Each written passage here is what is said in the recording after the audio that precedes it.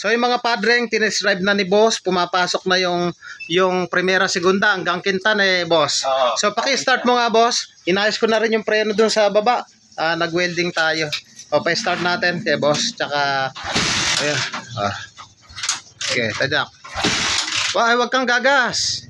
Wag kong sinasabayan. Sige, malulunod dyan. Ayan sige nga, cambio mo tsaka preno. Okay na, may preno na. Okay na. Okay siya.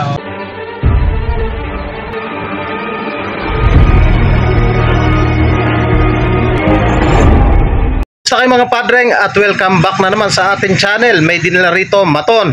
Ang issue ng motor ni boss, primera, segunda, okay yung takbo. Pagpatak ng tersyera, tila tumatalon yung kadena or parang hindi siya kumakalas pero sobra sa vibrate. Pagpatak ng kwarta, okay naman. So papatunayan ko sa inyo na ang problema nito ay tersyera. Ganito lang yung gawin nyo. Pipisilin natin yung clutch, i-pre-primera natin. So neutral muna tayo. Neutral.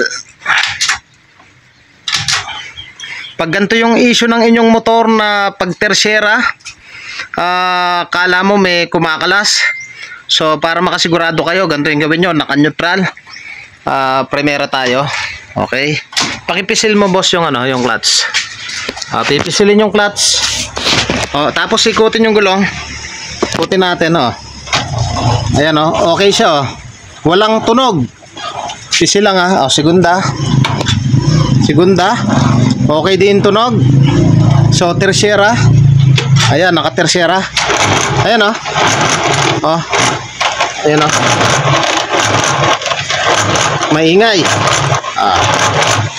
So bubuksan natin yung makina. So anti-target natin yung tersyera. Ayan, nakawalwal na yung kanyang makina. So ito, nakita ko na yung kanyang sira. Ito, dito sa kanyang main shaft. Ayan naubos yung gear. Ayan So ayun lang yung naubos Naubos siya. Siyempre matik yan. Pag malakas mag-vibrate, tatamaan yung kanyang needle bearing. Ayan alog yung kanyang needle bearing So matik yan. Tapos nakita ko rin yung kanyang connecting rod. May konti ng salya rito. May salya na siya. Pakipukpok mo nga sa ibabaw boss. Ayan lumalagot ako. Okay na. So may konti ng salya. So ayan, bibili muna kami ng tersyera gear.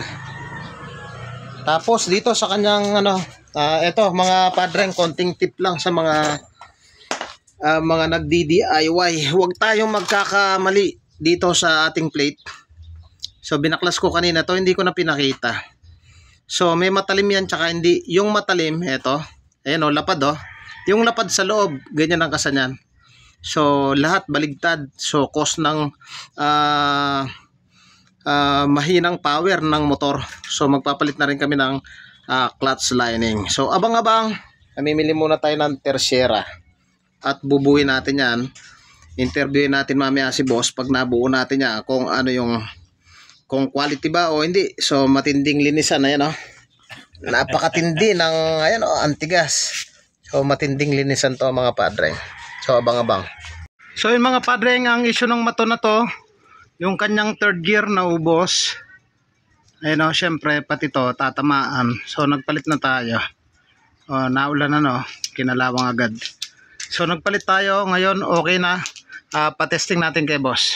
So yung mga padreng, tinescribe na ni boss, pumapasok na yung primera, segunda hanggang quinta na boss. So paki-start mo nga boss. Inayos ko na rin yung preno dun sa baba. Nag-welding tayo. Pa-start natin kay boss. Tsaka ayan. Okay, tadyak. Wag kang gagas. Wag kong sinasabayan. Sige, malulunod dyan. Ayan sige nga, cambio mo tsaka preno. Okay na, may preno na. Okay na. Okay siya Yun mga padreng. Mga padreng, kung nagustuhan mo ganitong tutorial at bago ka pa lang sa akin channel, huwag niyo pong kalimutan na paki-like, paki-subscribe at paki-hit na rin po yung notification bell para updated po kayo sa mga videos na kagaya nito. Shout out muna tayo dito sa San Pedro Toda, Hermosa, Bataan. Ayan. Thank you po sa inyo. God bless at mabuhay po kayo.